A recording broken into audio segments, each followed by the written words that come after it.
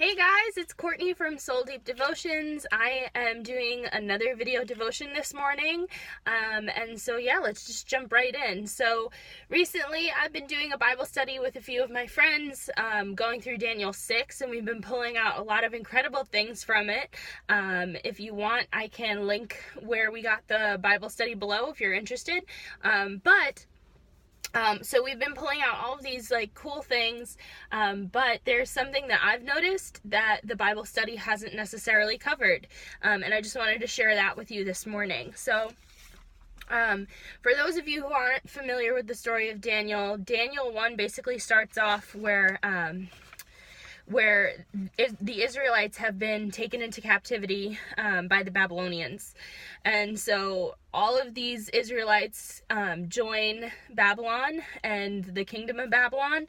And basically the King Nebuchadnezzar, asks all of his staff, his court, his royal, advisors and all of that to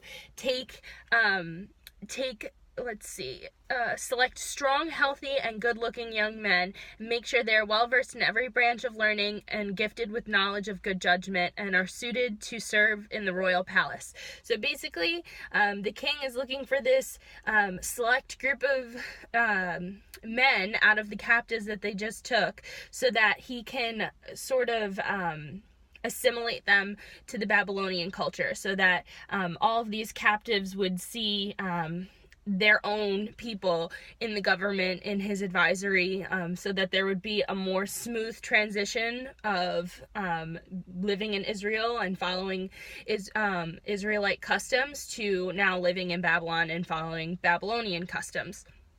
So the king gathers this group of people that he's gonna kind of just take into his courts and his advisory and the people that hang around him. And out of that group of people were four young men chosen. So if I'm in Daniel 1 verse 6, it says, Daniel, Hananiah, Mishael, and Azariah were four of the young men chosen, all from the tribe of Judah.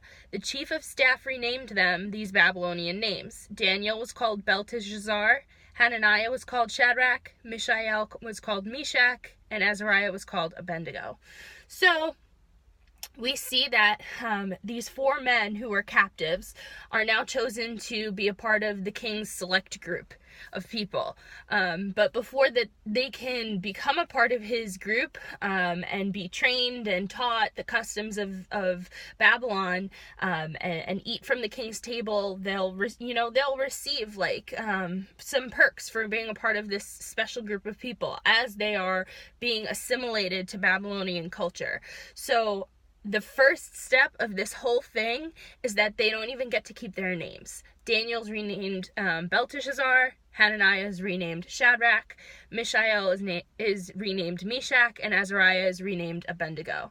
And this is very intentional because stripping them of their names is the first step in getting them to transform to the culture of the Babylons. And so when I read this, I got really curious. I got curious as to what each of their names meant, both the Hebrew version of their names and then the Babylonian version of their names. And the interesting thing is that whether it was Hananiah, Mishael, Azariah, and Daniel, all of their names mean something that glorifies God. For example, Hananiah means Yahweh is gracious. Mishael means who is like God. Azariah is Yahweh has helped. Daniel, it means God is my judge. So all of their names glorify God, the God of the Israelites, the God that has saved them, the one true God.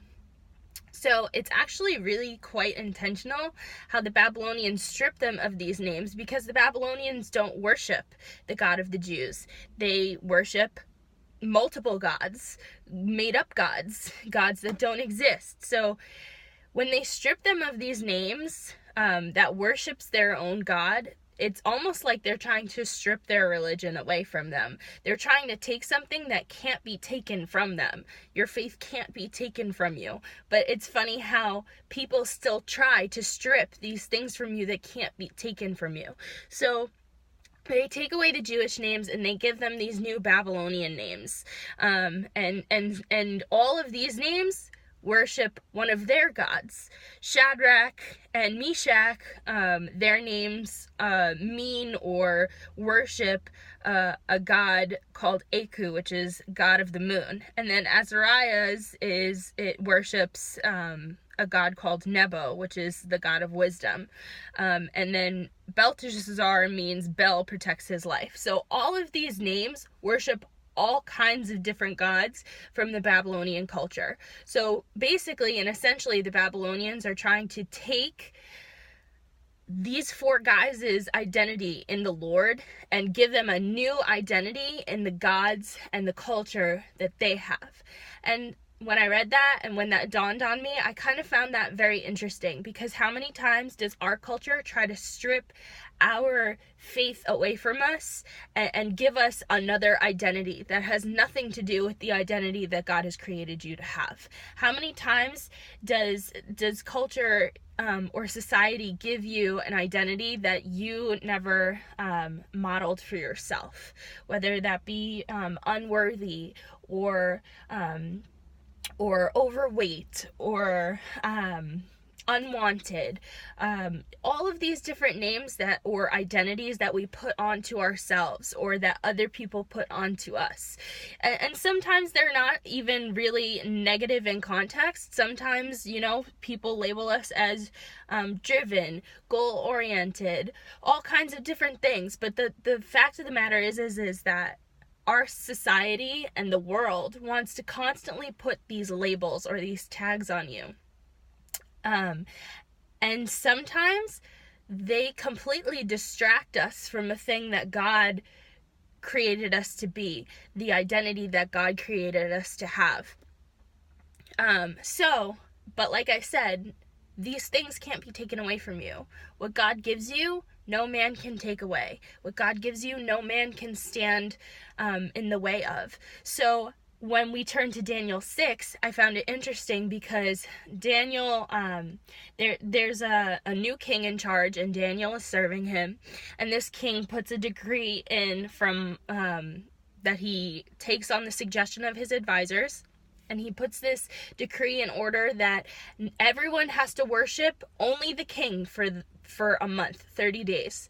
And of course, Daniel, being the man of God that he is, he doesn't do that. He continues to pray to the Lord in front of his window, his special window, his prayer closet area. He continues to press into the Lord and he continues to worship and pray to him in the exact same place that he's always been.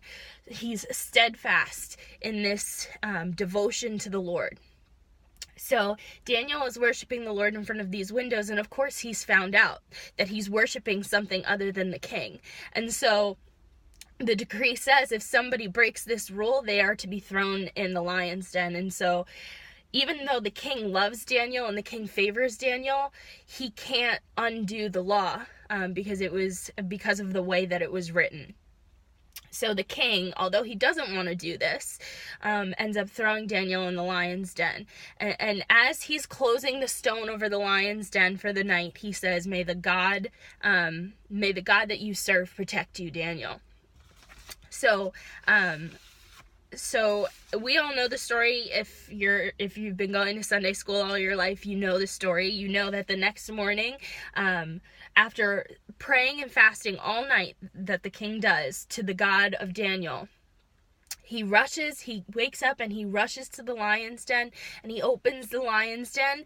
And I find it interesting, if we go to Daniel 6 verse 19, it says, very early the next morning the king got up and hurried out to the lion's den. When he got there, he called out in anguish. He said, Daniel, servant of the living God, was your God whom you served so faithfully able to rescue you from the lions?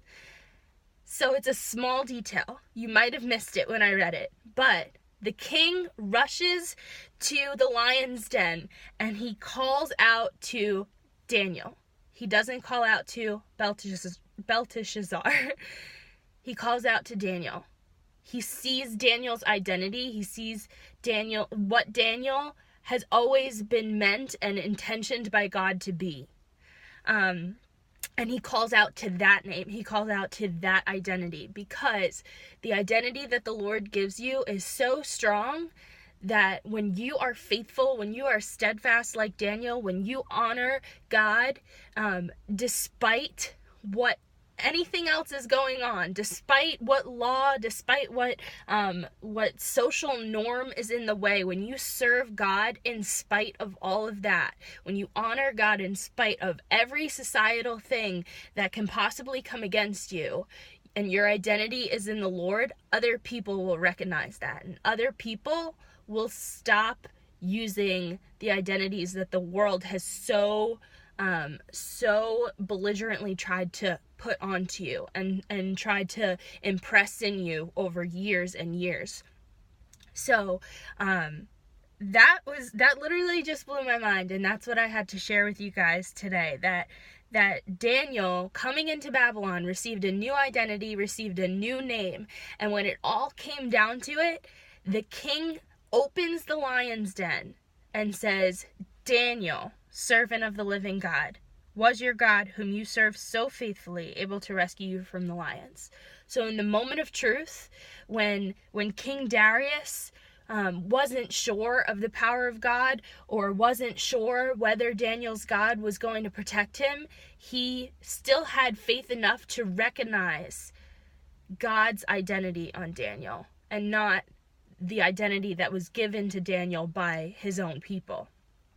And so Daniel came out of the lion's den. He said, "Long live the king. My God has sent his angel to shut the lions' mouths so that they would not hurt me. For I was found innocent in his sight, and I have not wronged you, your majesty." And then we go down to verse 26, and this is the king speaking. He says, "I decree that everyone throughout my kingdom should tremble with fear before the God of Daniel, for he is the living God, and he will endure forever. His kingdom will never be destroyed, and his rule will never end. He rescues and saves his people. He performs miraculous signs and wonders in the heavens and on earth. He rescued Daniel from the power of the lions."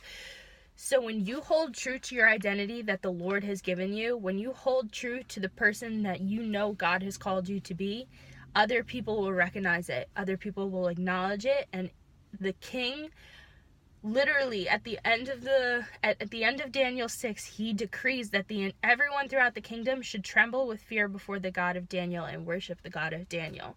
So the king says, forget about what I said, forget about worshiping me, and just worship the one true God, the God that Daniel serves.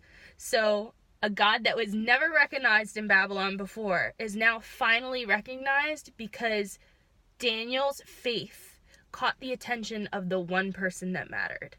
So the God that you serve has given you an identity. The world is going to give you lots of identities that you don't have to put on yourself, that you don't have to accept.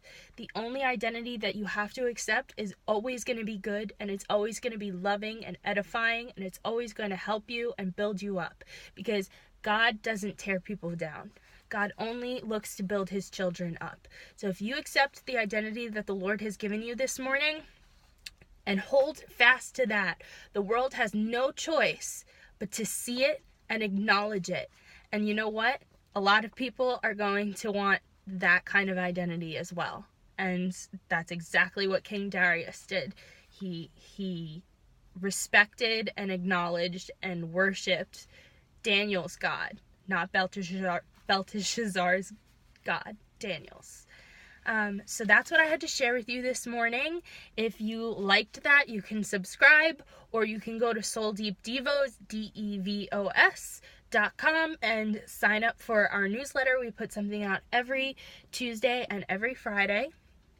And if you want to give me a special birthday present, because it happens to be my birthday today, if you're watching on the day that this was originally posted, then the only thing that I want for my birthday is to see you guys follow and see you guys get invested in this site, because I really, really think that that it's something special, and that there's something that you can get out of it, whether I'm writing or whether Megan is writing. So I'm excited, I'm encouraged, and you can hit us up on social media. We're on Facebook, Twitter, Instagram. I think we have a Pinterest, or you can send us an email, souldeepdevos@gmail.com. Thanks for joining me this morning, and I hope that you have a great day and a great weekend. Bye, guys.